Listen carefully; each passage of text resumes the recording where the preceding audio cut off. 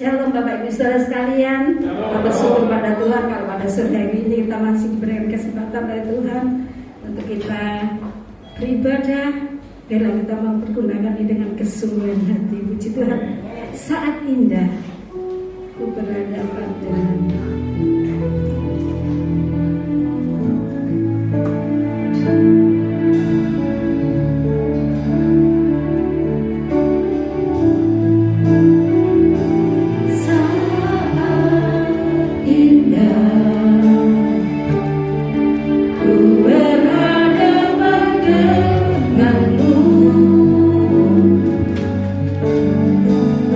memandang wajahmu.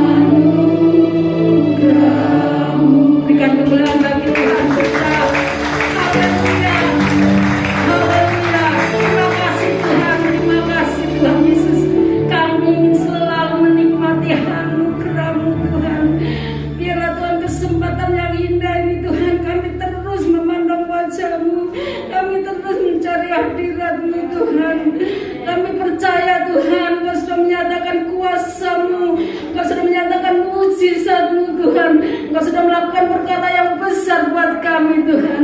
Kami menyerahkan ibadah raya ini sepenuhnya di dalam tangan-Mu Tuhan. Apabila masih ada kuasa yang ingin mengganggu, kami tolak, kami hancurkan.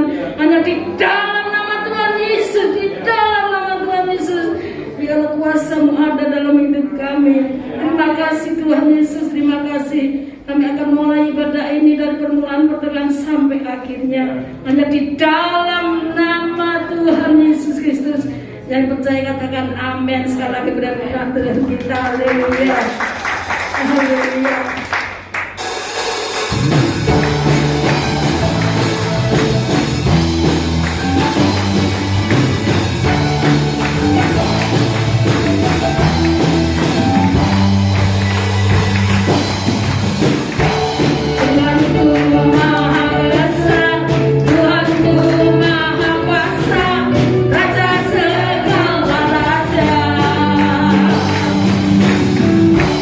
Kita akan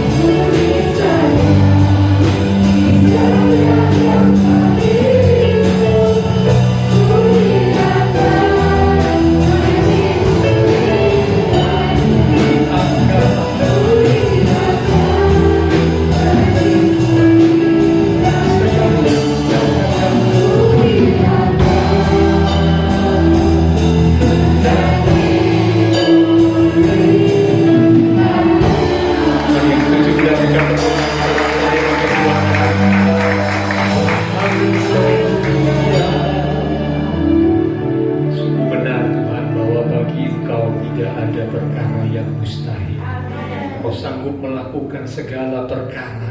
Karena biarlah iman percaya kami semakin hari semakin mantap di dalam Tuhan. Apapun yang terjadi dalam hidup kami, tetap kami percaya kepadamu Tuhan. Terima kasih Tuhan buat kesempatan sore ini kami umat-umat Tuhan boleh datang di rumah Tuhan dengan hati syukur dan sukacita. Kami persembahkan puji-pujian kami, dan kami yakin setiap pujian yang disampaikan yang keluar dari hati yang sungguh mengasihi Tuhan, maka pujian kami boleh menyenangkan hati Tuhan. Engkau hadir di tengah-tengah ibadah kami, bersemayam di atas pujian umat-Mu.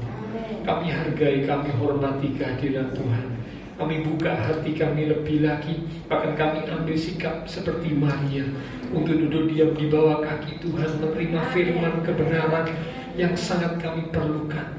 Mari urapi setiap kami ya Roh Kudus, lembutkan hati kami, beri kami hati seorang hamba, telinga seorang murid, hati yang haus, hati yang rindu akan firman Tuhan, sehingga ketika benih firman ditaburkan, sungguh boleh tertanam, berakar, bertumbuh dan berbuah di dalam kehidupan setiap kami, sehingga membawa hidup kami semakin diubahkan, bahkan iman rohani kami semakin bertumbuh dewasa. Roh Kudus, urapi pula hamba-Mu yang terbatas, taruh pikiran dan perkataan Kristus pada diri hamba-Mu. Yalah Tuhan yang berkata-kata melalui mulut bibir hamba-Mu, sampaikan pesan Tuhan bagi setiap kami saat ini. Kami umat-umat Tuhan siap untuk menerimanya. Di dalam nama Tuhan Yesus Kristus, semua yang siap diberkati dengan firman Tuhan bersama kita berkata amin. Selalu kembali saudaranya. Shalom, puji Tuhan. Oke, nah malam hari ini kita akan sama-sama belajar kebenaran firman Tuhan. Di Alkitab diceritakan ya, ketika Tuhan Yesus ada di muka bumi, ada beberapa kali ya orang-orang yang mendapat pujian dari Tuhan ketika Tuhan ada di muka bumi ya, tapi tidak semua orang dipuji oleh Tuhan, tidak, hanya beberapa orang orang-orang tertentu yang dipuji oleh Tuhan. Ya. Nah, kalau Tuhan Yesus memuji seseorang, saya percaya pujian yang disampaikan itu bukanlah hanya sekedar kata-kata manis saja, bukan. Ya, beda dengan manusia. Kadang kalau manusia memuji seseorang, belum tentu pujian yang sesungguhnya. Kadang mungkin hanya sekedar kata-kata manis, ya, sekedar ya diucapkan, tapi belum tentu yang sesungguhnya. Tapi saya yakin kalau Tuhan Yesus yang memuji, maka itu pasti pujian yang sesungguhnya. Ya, nah kita akan lihat salah satu orang yang dipuji oleh Tuhan Yesus ketika Tuhan ada di muka bumi. Ya, siapakah dia? Dia adalah seorang perwira. Ya, perwira ini pemimpin prajurit. Ya, dalam bahasa Inggris itu dikatakan centurion, yang artinya memimpin prajurit yang kurang lebih berjumlah 100 orang. Ya, jadi perwira ini pimpinan dari prajurit-prajurit Romawi. Berarti dia juga orang Romawi. Ya. Nah, tapi orang ini dipuji oleh Tuhan. Mengapa kok dipuji? Ada apakah dalam diri si perwira Kapernaum ini, ya, sehingga dia dipuji oleh Tuhan Yesus? Bukan orang Yahudi, ya, namun dipuji oleh Tuhan Yesus. Ayo kita lihat, kita baca dari Injil Matius pasal yang ke-8 di ayat yang ke-5 mulai. Matius 8 ayat yang ke-5 mulai sampai dengan ayat yang ke-13. Perikopnya itu berjudul Tuhan Yesus menyembuhkan hamba seorang perwira di Kapernaum. Demikian firman Tuhan. Ketika Tuhan Yesus masuk ke Kapernaum, datanglah seorang perwira mendapatkan dia dan memohon kepadanya, "Tuan, hambaku terbaring di rumah karena sakit lumpuh, dan si hambanya ini sangat menderita." Tuhan Yesus berkata kepadanya, "Aku akan datang menyembuhkannya." Tetapi jawab perwira itu kepadanya, "Tuan, aku tidak layak menerima Tuhan di dalam rumahku. Katakan saja sepatah kata, maka hambaku itu akan sembuh. Sebab aku sendiri seorang bawahan, dan di bawahku ada pula prajurit, yaitu 100 prajurit kurang lebih jauh, ya. Jika aku berkata kepada salah seorang prajurit itu, 'Pergi,' maka ia pergi. Dan kepada seorang lagi, 'Datang,' maka ia datang. Ataupun kepada hambaku, 'Kerjakanlah ini,' maka ia mengerjakannya." Setelah Tuhan Yesus mendengar hal itu, heranlah ia dan berkata kepada mereka yang mengikutinya. Mereka yang mengikutinya ini para murid dan orang banyak dari golongan orang-orang Yahudi. "Aku berkata kepadamu, sesungguhnya iman sebesar ini tidak pernah aku jumpai pada seorang pun di antara orang Israel, di antara orang Yahudi. Tidak ada. Aku berkata kepadamu, banyak orang akan datang dari timur dan barat dan duduk makan bersama-sama dengan Abraham, Ishak dan Yakub di dalam kerajaan surga. Sedangkan anak-anak kerajaan itu, yaitu orang-orang Israel, akan dicampakkan ke dalam kegelapan yang paling gelap. Di sanalah akan terdapat ratap dan kertak gigi." Lalu Tuhan Yesus berkata kepada perwira itu, "Pulanglah dan jadilah kepadamu seperti yang engkau percaya." Maka pada saat itu juga sembuhlah hambanya. Yang setuju berkata amin. Nah, ini satu kisah yang tidak asing buat kita, tetapi boleh menjadi satu pembelajaran buat kita. Seorang asing, tapi justru orang ini yang dipuji oleh Tuhan Yesus. Ya, sampai Tuhan berkata, "Aku tidak pernah jumpai iman sebesar ini ada pada orang Israel." Padahal ini perwira ini sekali lagi orang Romawi, bukan orang Yahudi, bukan orang Israel. tapi justru dia punya iman percaya yang begitu kuat, yang begitu mantap, yang begitu luar biasa, sampai Tuhan mengucapkan kata-kata pujian. Oke, nah sekarang kita akan lihat saudara ya, ada 3 hal dalam diri si perwira Kapernaum ini yang kita boleh belajar bersama pada malam hari ini. Meskipun dia bukan orang Yahudi, tapi dalam dirinya ada hal-hal yang indah yang boleh menjadi satu contoh, satu teladan buat kita. Yang pertama, kalau kita mengikuti pembacaan tadi, dalam diri si perwira ini, dia punya hati yang penuh dengan belas kasihan. Yang sakit itu bukan dirinya, bukan istrinya, bukan anaknya, tapi hambanya. Saudara ingat, waktu zaman dulu seorang hamba itu boleh dikatakan tidak berharga, karena hamba itu dibeli. Ya, ini masa dulu ya, kalau zaman sekarang tidak ada. Seorang hamba atau budak itu dibeli oleh tuannya dengan harga tertentu, ya. Lalu dia harus bekerja atas perintah tuannya. Tuannya suruh kerjakan apapun harus dikerjakan. Kalau tuannya tidak suka hati, tuannya marah, memaki, atau bahkan mungkin memukul sang hamba, tidak masalah. Tuannya tidak akan dihukum. Bahkan kalau tuannya sangat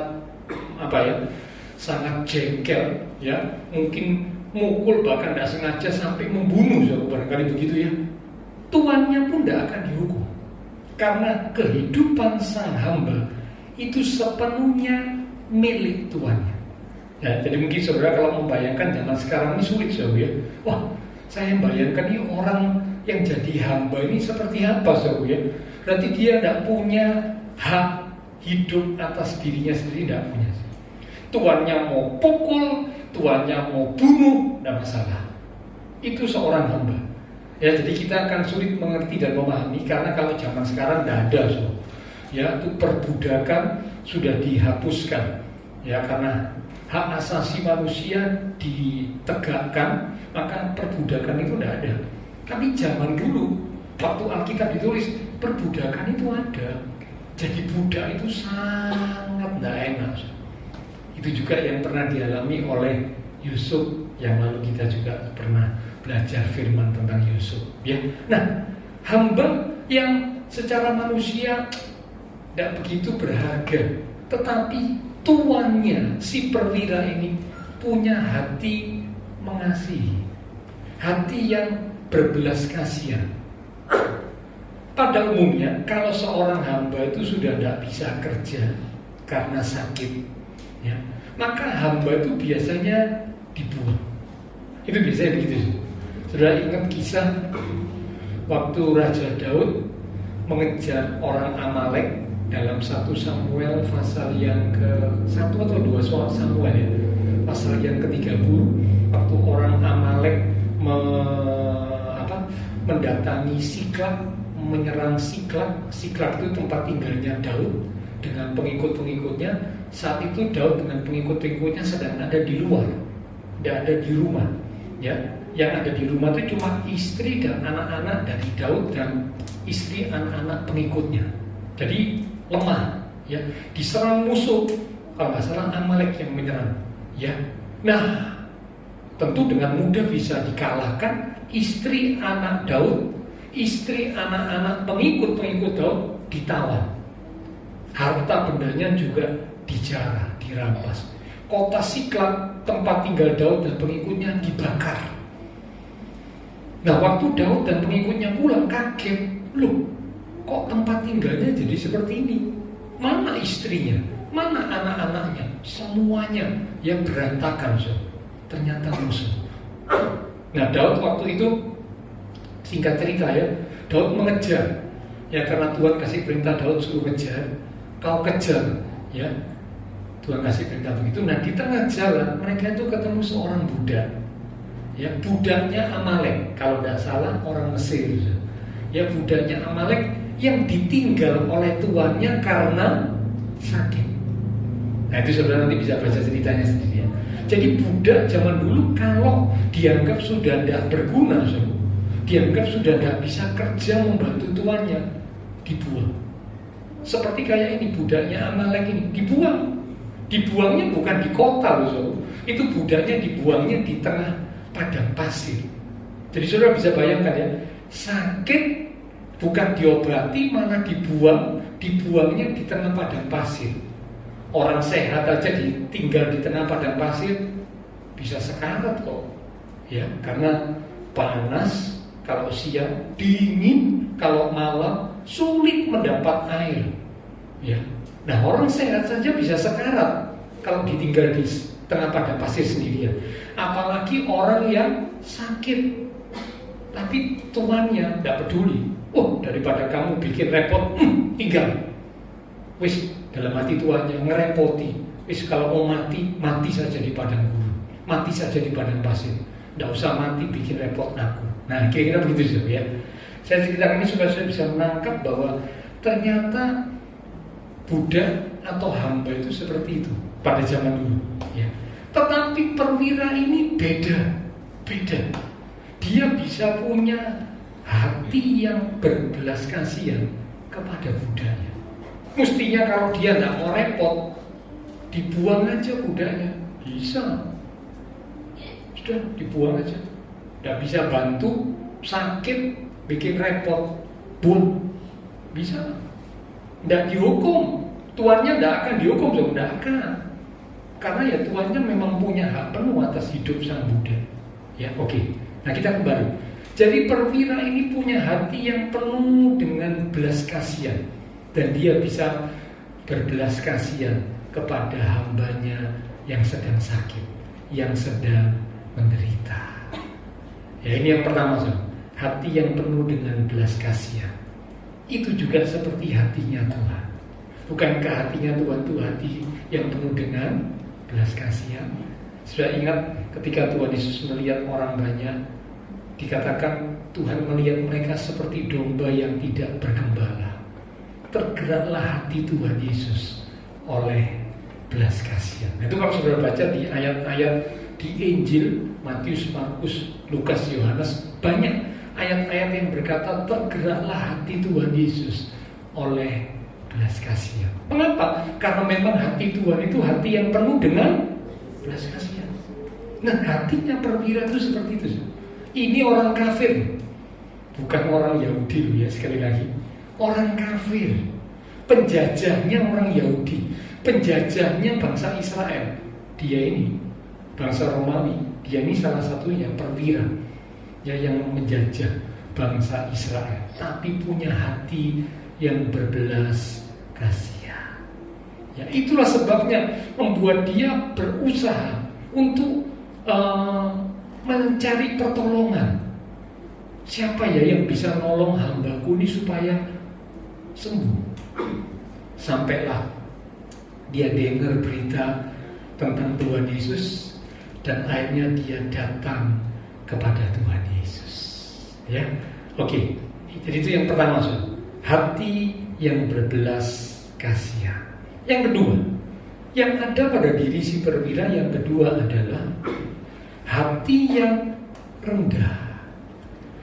Seorang perwira, pemimpin, memimpin 100 prajurit, punya kedudukan, bangsa Romawi, bangsa penjajah, maka saya percaya biasanya kalau seseorang itu punya kedudukan, ini pada umumnya ya, itu berpotensi untuk menjadi Nah, sudah pasti tahu, semakin tinggi kedudukan seseorang, biasanya itu semakin sombong.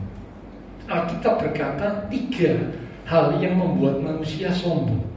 Yang pertama, kaya. Semakin kaya seseorang berpotensi untuk semakin sombong. Tapi saya tidak bilang semua orang kaya sombong, enggak. Tapi pada umumnya semakin kaya seseorang semakin sombong, berpotensi untuk jadi sombong. Yang kedua, pandai.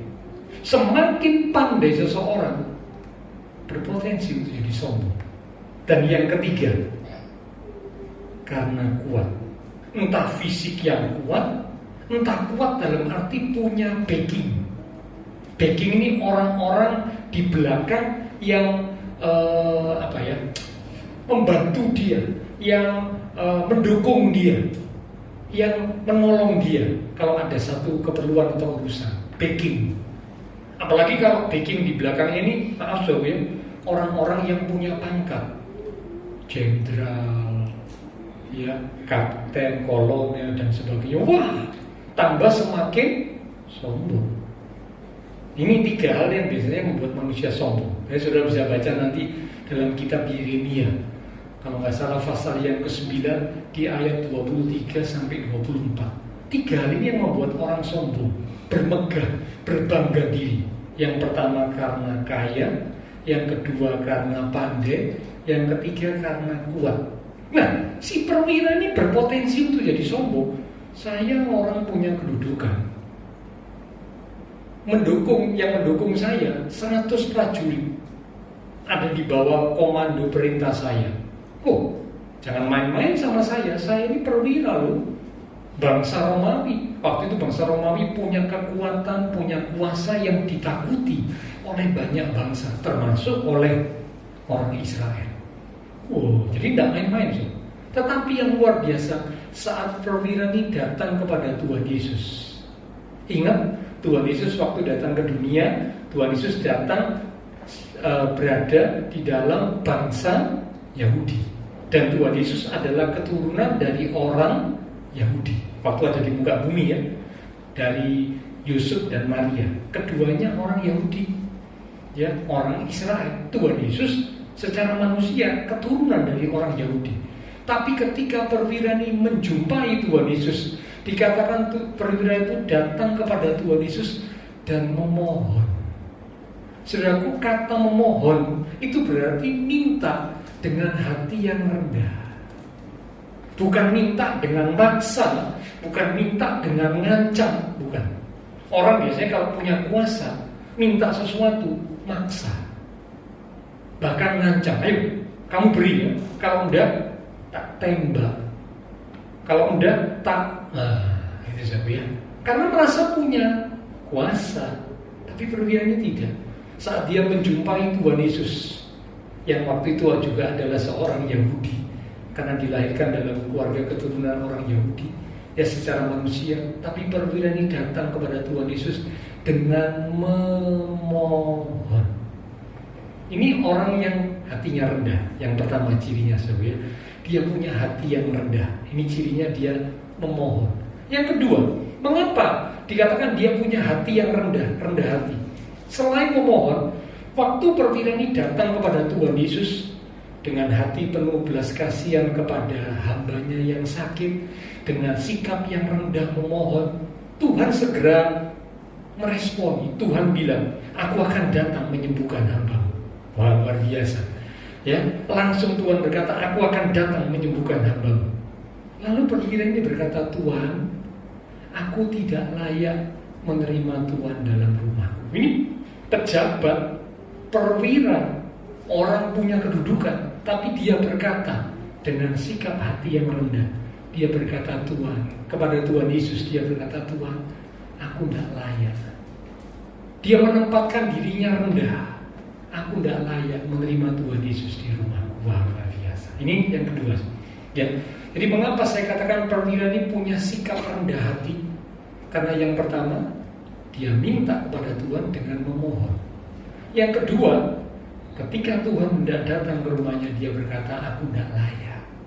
Dia menempatkan dirinya rendah di hadapan Tuhan. Aku tidak layak untuk Tuhan datang ke tempat rumahku. Aku tidak layak. Ya, jadi ini yang kedua, rendah hati. Diberkati, punya kedudukan, punya kekayaan, punya kuasa, namun tidak sombong. Ya, ingat, Allah membenci orang yang sombong. Orang yang sombong itu jadi musuhnya Tuhan. Tapi Allah mengasihani orang yang rendah hati. Ya, yang ketiga sekarang. Jadi yang pertama yang ada pada diri si perwira ini, dia punya hati yang berbelas kasihan. sampai hambanya pun dia kasihan. Dia berjuang supaya hambanya bisa sembuh. Yang kedua, dia punya hati yang rendah kepada Tuhan Yesus yang adalah orang Yahudi. Dia memohon dan dia berkata, aku tidak layak untuk menerima Tuhan dalam rumahku. Yang ketiga sekarang.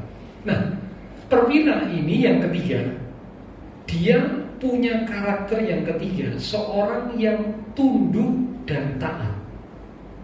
Tunduk dan taat.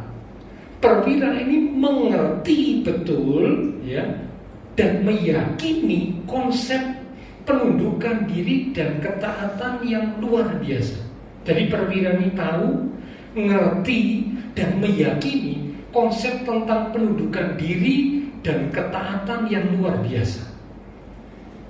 Sehingga perwira ini berkata kepada Tuhan Yesus. Tadi kan saya lanjutkan ya. Perwira ini ngomong, Tuhan, aku tidak layak menerima Tuhan dalam rumahku. Cukup katakan sepatah kata saja, hambaku akan sembuh. Aku ini seorang bawahan. Ya, jadi dia ngomong ini bukan karena sombong, bukan. Dia mengawali dengan kata, aku ini seorang bawahan. Di bawahku ada prajurit. Dan saya sudah katakan dia memimpin 100 prajurit. Kalau aku kasih perintah kepada prajurit, pergi, harus pergi. Aku kasih perintah, datang, harus datang. Tidak peduli kondisinya bagaimana, pokok harus mentaati perintah. Nah, kalau di militer itu seperti itu, saudara ya. Perintah komando itu sangat penting. Ya, komando dari atasan itu wajib dilakukan, tidak bisa ditawar. Itu di militer seperti itu. Nah, perwira ini karena dia ada ya dalam militer, dalam ketentaraan, maka dia mengerti betul konsep tentang penundukan diri dan ketaatan. Itulah sebabnya waktu dia ngomong kepada Tuhan Yesus, dia pakai perumpamaan tentang itu. Ya, karena itu memang terjadi dalam kehidupannya sebagai seorang tentara, seorang perwira. Ya. Nah, dia berkata, kalau Tuhan, yaitu Tuhan Yesus, ngomong sepatah kata saja, maka hambaku itu sembuh. Ini bukan orang Yahudi disitu. Ada orang Yahudi yang lain, para ahli Taurat, imam kepala, ya, orang-orang Farisi, tidak percaya kepada Tuhan Yesus. Malah seringkali mempertanyakan tentang Tuhan Yesus, ingin mencari kelemahan dari Tuhan Yesus. Nah, ini orang asing, orang kafir, orang Romawi, tapi bisa punya iman yang luar biasa sampai berkata, kalau Tuhan katakan sepatah kata saja, hambaku itu akan sembuh. Dia mempercayai bahwa Tuhan Yesus itu punya otoritas, punya kuasa yang sanggup memerintahkan segala hal, termasuk penyakit. Sampai dia berkata seperti itu, seperti dirinya bisa ngasih perintah kepada prajurit di bawahnya. Demikianlah Tuhan Yesus bisa kasih perintah kepada penyakit. Wah, luar biasa. Ya, jadi ini perwira punya pengertian tentang konsep tunduk dan taat yang sangat luar biasa, sehingga membuat dia punya iman yang luar biasa. Sampai dia berkata seperti itu, dan akhirnya Tuhan memuji perwira ini. Tuhan tidak dibatasi oleh ruang dan waktu. Banyak orang seringkali berpikir, ya, kalau mau sembuh, waktu didoakan, yang doakan harus datang, bahkan harus numpang tangan. Ya, kalau ditumpang tangan baru sembuh. Kalau udah didoakan, datang ditumpangi tangan, tidak mandi doanya, katanya gitu ya. Ada anak Tuhan yang seperti itu. Wah, keliru. Berarti kuasa Tuhan terbatas dong. Ini konsep pemikiran yang salah. Perwira ini tahu betul bahwa kuasa Tuhan, otoritas kuasa Tuhan tidak dibatasi oleh ruang dan waktu. Itulah sebabnya meskipun tempat Tuhan Yesus dan perwira ini bertemu jauh dari rumahnya perwira, perwira ini bisa berkata, cukup Tuhan berkata sepatah kata dari tempat mereka bertemu, meskipun jauh jaraknya, nanti hambamu itu akan sembuh. Ya, luar biasa. Dan setelah kita baca kisah akhirnya, Tuhan Yesus berkata, setelah dipuji, Tuhan bilang, jadilah seperti yang kau percaya.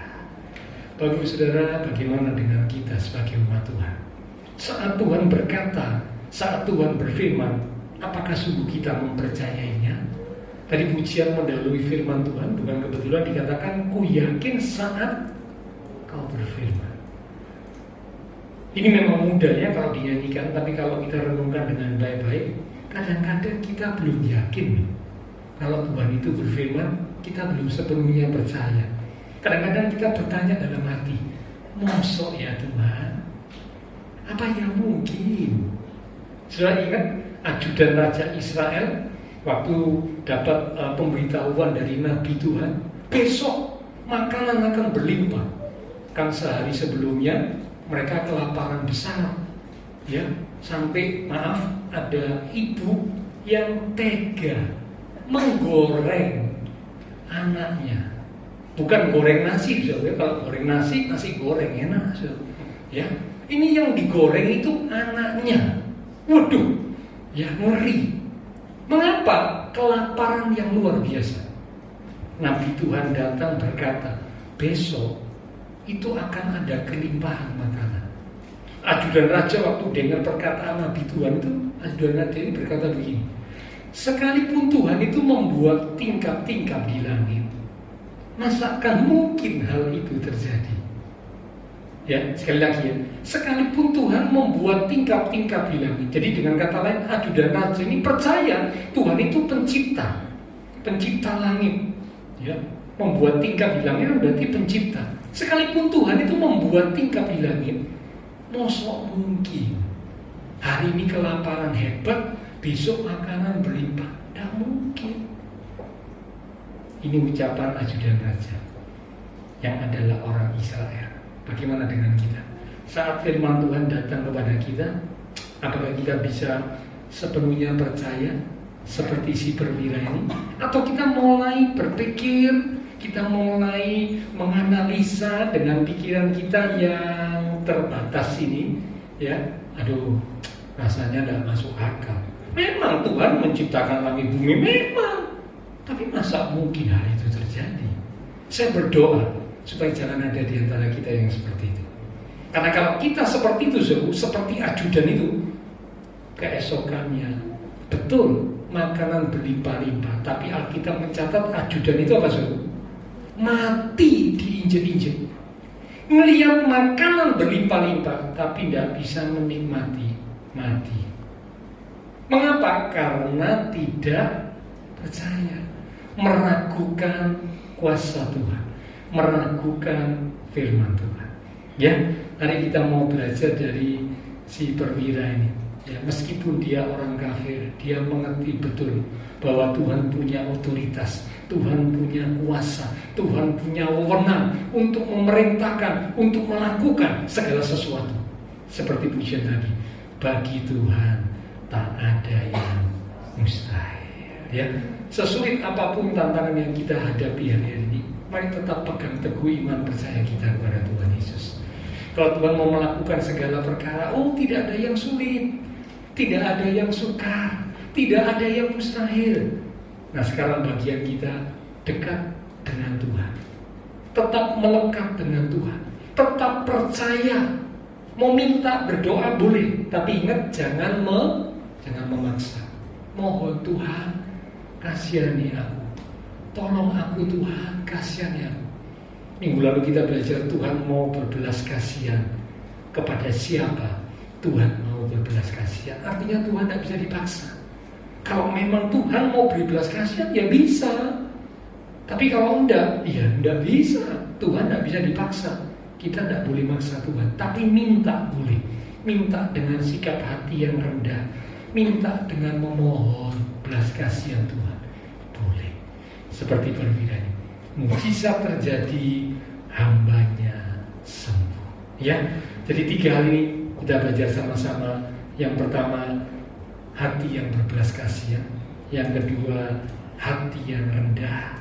Dan yang ketiga, mengerti betul konsep tentang penundukan diri dan ketaatan, sehingga membuat perwira ini punya iman yang kuat, iman yang besar kepada Tuhan Yesus. Silakan pelan-pelan mimbar kembali maju ke depan.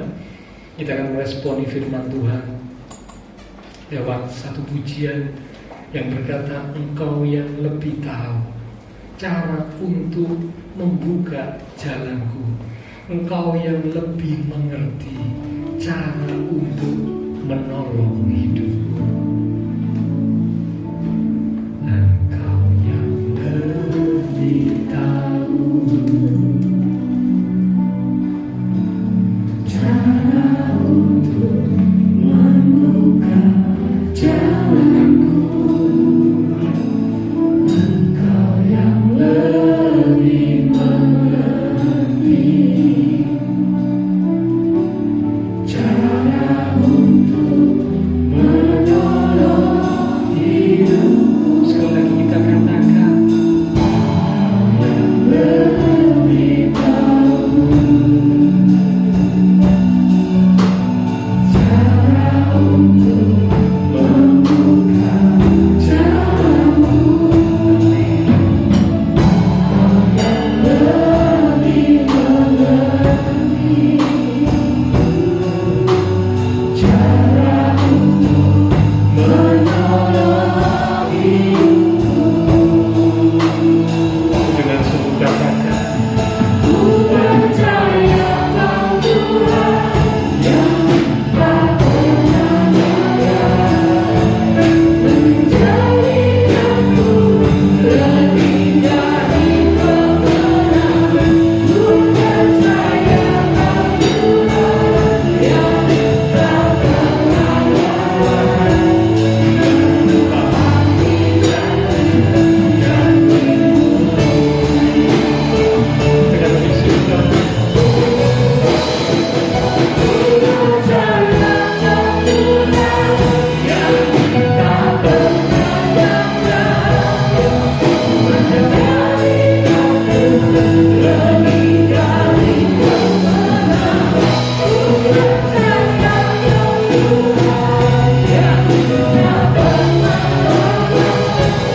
menepati janji dan dengan bersyukur.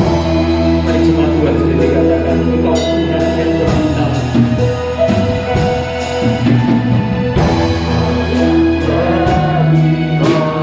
Cara untuk membuka jalan buat kita. Cara untuk menolong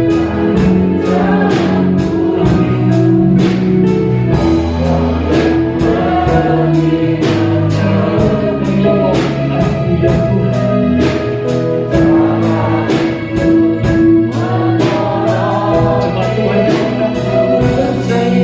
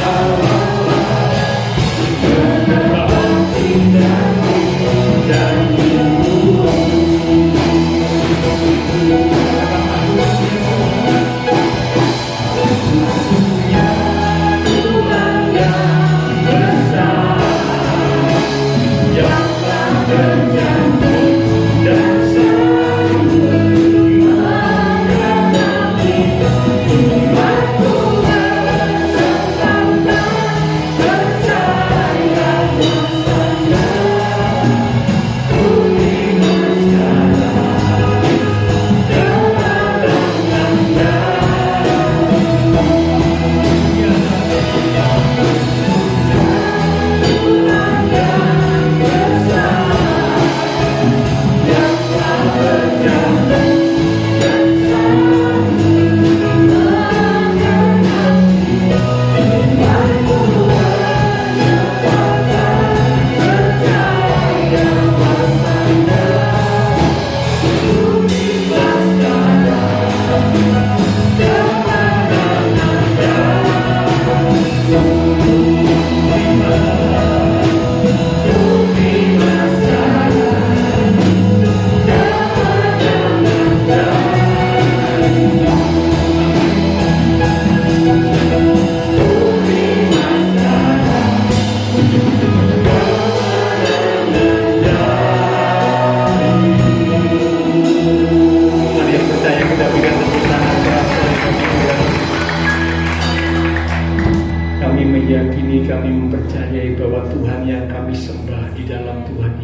adalah Allah yang maha besar, yang sanggup melakukan segala perkara.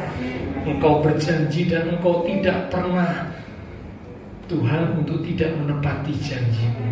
Selalu Engkau menepati janji. Engkau tak pernah lalai, Engkau tak pernah gagal untuk menjadikan kami umat-umat pemenang. Karena biarlah iman kami tetap teguh di dalam Engkau. Kami belajar dari perwira di Kapernaum. Meskipun dia bukan orang Yahudi, namun dia punya pengertian yang begitu indah. Dia punya sikap yang begitu indah, sehingga Tuhan Yesus memuji perwira ini. Punya hati yang penuh dengan belas kasihan, punya sikap hati yang rendah di hadapan Tuhan, sehingga dia menghormati Tuhan Yesus. Dan juga punya pengertian tentang penundukan diri dan ketaatan yang luar biasa, sehingga dia boleh sungguh-sungguh percaya bahwa Tuhan Yesus punya otoritas, punya wewenang, punya kuasa untuk melakukan segala sesuatu. Terima kasih Tuhan.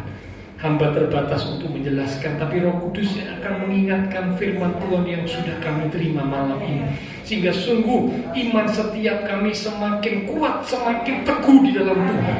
Apapun yang Tuhan izinkan terjadi dalam hidup kami, kami tidak goyah, kami tidak takut, kami tidak khawatir, karena kami punya Tuhan Yesus. Kalau kami punya Tuhan Yesus sebagai penolong kami, sebagai andalan hidup kami, maka kami percaya Tuhan, Engkau pasti akan mengatur dan menyediakan yang terbaik buat kami.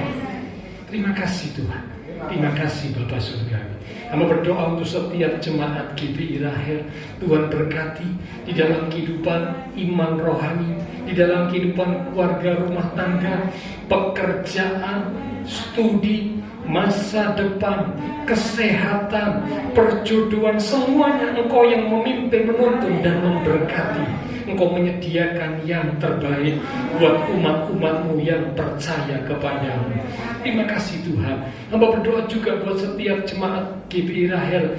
Mungkin ada mereka yang sakit, Tuhan jamah, berikanlah kekuatan, kesehatan, kesembuhan di dalam nama Tuhan Yesus.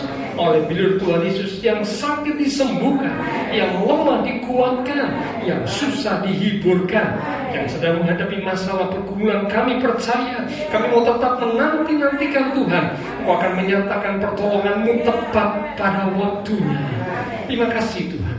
Semua yang sudah melayani persembahan yang akan dipersembahkan, apapun yang dilakukan setiap umat Tuhan karena mengasihi Tuhan, Allah sumber segala berkat akan memberkati kembali dan memakai hidup kami untuk boleh lebih lagi memuliakan Tuhan. Kami berdoa memberkati bangsa negara kami Indonesia, pemimpin-pemimpin bangsa kami, kota kami Surabaya, demikian juga tetangga lingkungan sekitar gereja Tuhan. Memberkati setiap jemaat Tuhan yang berulang tahun sepanjang minggu ini, dengan pertambahan usia yang Tuhan beri, membawa kami semakin sungguh-sungguh di dalam Tuhan. Terima kasih Tuhan. Berkati pula ibadah pada minggu depan disertai dengan perjamuan kudus, supaya setiap kami umat Tuhan boleh mempersiapkan diri, demikian juga dengan hamba-hamba-Mu yang akan melayani. Terima kasih Tuhan. Setelah selesai ibadah, kami akan berpisah, kami akan kembali ke aktivitas kami masing-masing, kembali ke keluarga rumah tangga kami. Biarlah segala berkat, anugerah, damai, sukacita yang melimpah dari Allah Bapa Surgawi, kasih Tuhan Yesus Kristus, dan persekutuan dengan kuasa Roh Kudus harus memimpin menuntun langkah kehidupan setiap kita. Itu terus menyertai kita sekalian mulai malam ini sampai Maranatha Tuhan Yesus datang kembali. Di dalam nama Tuhan Yesus Kristus, semua yang percaya diberkati Tuhan. Mari bersama dengan iman kita berkata amin. Tuhan berkati Bapak Ibu sekalian. Sampai berjumpa minggu yang akan datang, disertai dengan perjamuan kudus pada ibadah kita.